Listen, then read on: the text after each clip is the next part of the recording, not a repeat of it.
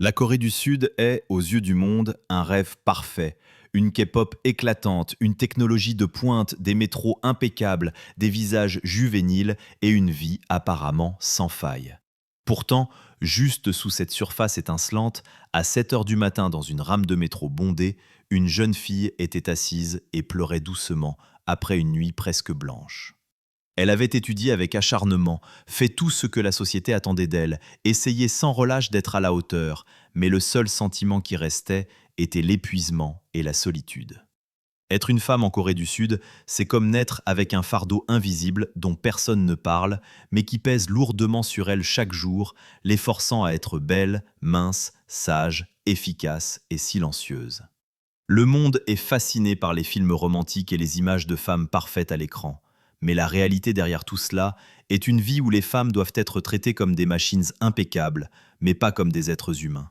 Cette vidéo vous guidera à travers cette surface brillante pour regarder la vérité en face. Pourquoi, pour les femmes en Corée du Sud, ce n'est pas seulement difficile, mais un combat silencieux qui dure toute une vie. 1. Tout bien faire et pourtant perdre. Dès les bancs de l'école, les femmes coréennes ont été élevées avec une promesse tacite. Si elles étudient bien, sont sages et font assez d'efforts, l'avenir s'ouvrira à elles. C'est avec cette conviction qu'elles ont étudié plus durement, obtenu de meilleures notes, intégré les universités les plus prestigieuses et sont entrées sur le marché du travail en s'attendant à ce que leurs compétences soient enfin reconnues. Pourtant, la réalité a rapidement brisé cette croyance. Bien qu'elles travaillent autant, voire plus que les hommes, les femmes sont systématiquement moins payées et, lorsqu'elles accèdent à des postes plus élevés, elles se heurtent à une limite invisible, appelée plafond de verre en Corée du Sud. Il n'y avait pas de panneau, pas d'explication claire, seulement ce sentiment familier d'être allé aussi loin que possible. L'épuisement ne résidait pas seulement dans l'injustice, mais dans le fait que les femmes devaient continuellement prouver leur valeur dans un environnement qui doutait constamment d'elles. Elles devaient travailler 2 fois plus dur pour être considérées comme égales et faire attention à chaque mot, chaque geste pour ne pas être étiquetées comme désagréables ou dérangeantes. Leurs efforts ne disparaissaient pas, mais ils étaient considérés comme allant de soi, tandis que la moindre erreur était amplifiée.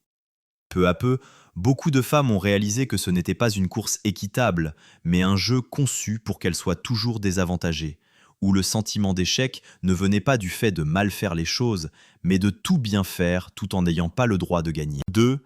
La société exige une perfection inhumaine. En Corée du Sud, les femmes ne sont pas seulement jugées sur leurs performances professionnelles, mais elles sont aussi contraintes de se conformer à un idéal de perfection inhumain. Elles doivent être belles, minces, polies, efficaces, compréhensives et absolument sans problème, comme si leur valeur s'effondrait dès qu'elles s'écartaient un tant soit peu de cette norme. Tandis que le monde extérieur est fasciné par les images parfaites des femmes coréennes dans les films, la musique et les réseaux sociaux, peu de gens voient la pression réelle derrière cette façade. Le stress permanent, l'obsession de l'apparence et le sentiment de ne jamais être assez. On exige des femmes qu'elles réussissent professionnellement, qu'elles subviennent aux besoins de leur famille, qu'elles maintiennent une apparence impeccable et qu'elles sourient toujours, comme si tous les fardeaux allaient de soi. Une exigence qui transforme les êtres humains en un projet à optimiser sans cesse, où la fatigue n'est pas vue comme une limite, mais comme le signe qu'on n'a pas fait assez d'efforts. 3. Violence silencieuse, quand les femmes ne sont pas protégées. Le point critique a commencé à se manifester lorsqu'une autre réalité a été révélée, plus cruelle et incontestable que toutes les statistiques. L'enregistrement secret de femmes, également appelé Molka. En Corée du Sud, de nombreux hommes cachent des caméras dans les toilettes, les vestiaires et même dans les chambres d'hôtel pour filmer les femmes à leur insu, puis diffuser ces images sur Internet.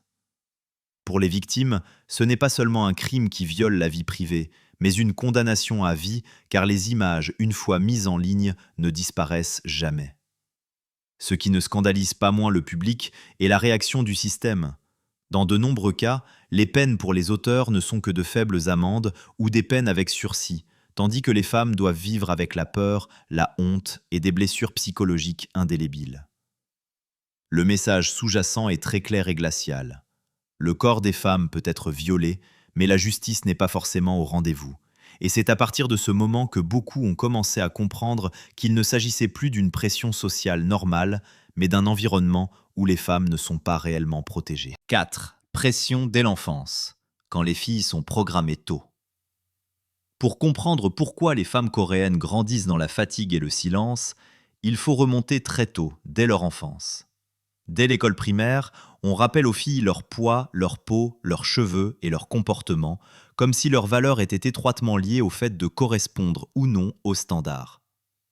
À un âge où elles ne devraient que jouer, beaucoup commençaient déjà à suivre des régimes, à comparer leur apparence et à haïr leur propre corps parce que les médias, la famille et l'école envoyaient constamment le même message.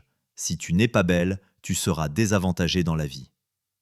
Les filles qui ne rentraient pas dans le moule devenaient facilement la cible de harcèlement scolaire, tandis que les filles intellectuellement brillantes étaient exhortées à la modestie et à ne pas devenir trop performantes pour ne pas faire de l'ombre aux garçons.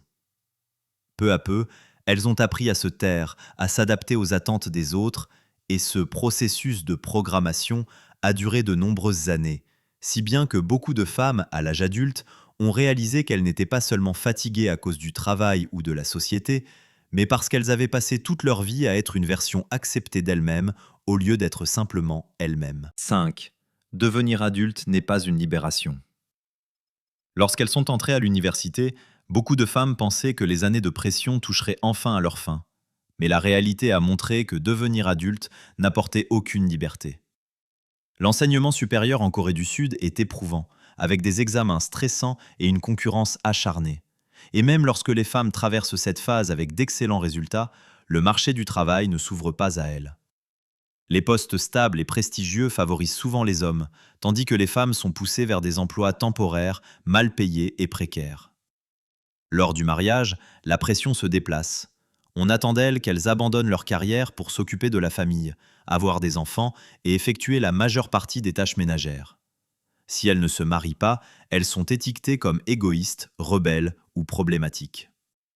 Quel que soit le chemin choisi, les femmes doivent payer un prix, et le sentiment le plus fréquent n'est pas l'échec personnel, mais l'épuisement face à la réalisation que chaque parcours de vie est prédéterminé pour qu'elles doivent sacrifier plus que les autres. 6. Silence, effondrement et abandon. Lorsque les pressions du travail, de la famille et de la société s'accumulent sans issue, un très grand nombre de femmes commencent à s'effondrer en silence. Elles doivent à la fois travailler à l'extérieur et assumer la quasi-totalité des responsabilités domestiques, s'occuper des enfants, de la maison et même des beaux-parents, tandis que l'aide du mari est souvent perçue comme une faveur et non comme un devoir. Chaque fois qu'elles se sentent fatiguées, la réaction familière est de leur reprocher d'exagérer, d'être faibles ou de ne pas faire assez d'efforts.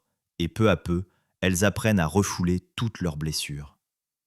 C'est précisément ce silence persistant qui mène à une augmentation constante des taux de dépression, d'addiction et de suicide chez les femmes et les jeunes, car beaucoup ne voient plus d'avenir où elles pourraient vivre sans devoir faire des efforts chaque jour.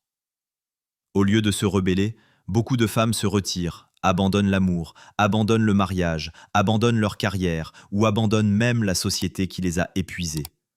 Non pas parce qu'elles ne sont pas assez fortes, mais parce qu'elles sont trop fatiguées de poursuivre un jeu qui n'a jamais été équitable. 7. Médias, K-pop et l'illusion de la perfection.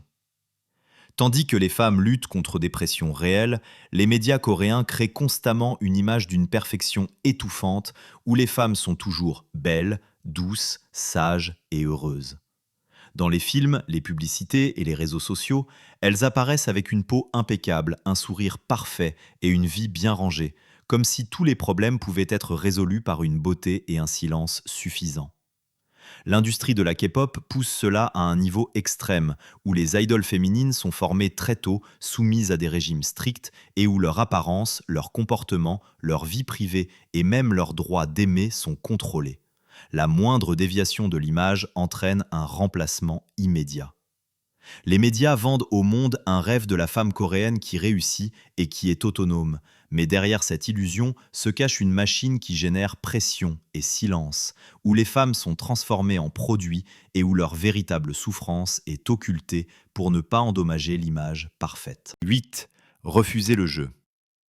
Face à un système qui exige trop mais protège trop peu, de plus en plus de femmes coréennes se retirent au lieu de continuer à souffrir.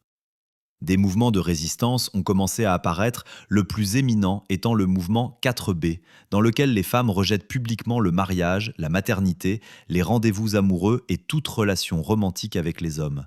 Non pas comme une expression de haine, mais comme un ultime acte d'autodéfense contre une société qu'elles perçoivent comme injuste. De plus, des dizaines de milliers de femmes sont descendues dans la rue pour protester contre les enregistrements secrets, dénonçant l'indifférence de la police et la clémence des peines pour les auteurs, déclenchant l'une des plus grandes vagues de protestations de femmes de l'histoire de la Corée du Sud. Cependant, la réaction de la société a été empreinte d'hostilité, car toute personne s'exprimant était facilement étiquetée comme extrémiste, attaquée en ligne ou voyait même sa carrière ruinée simplement pour avoir exprimé son opinion. Le message que beaucoup de femmes ont reçu était très clair.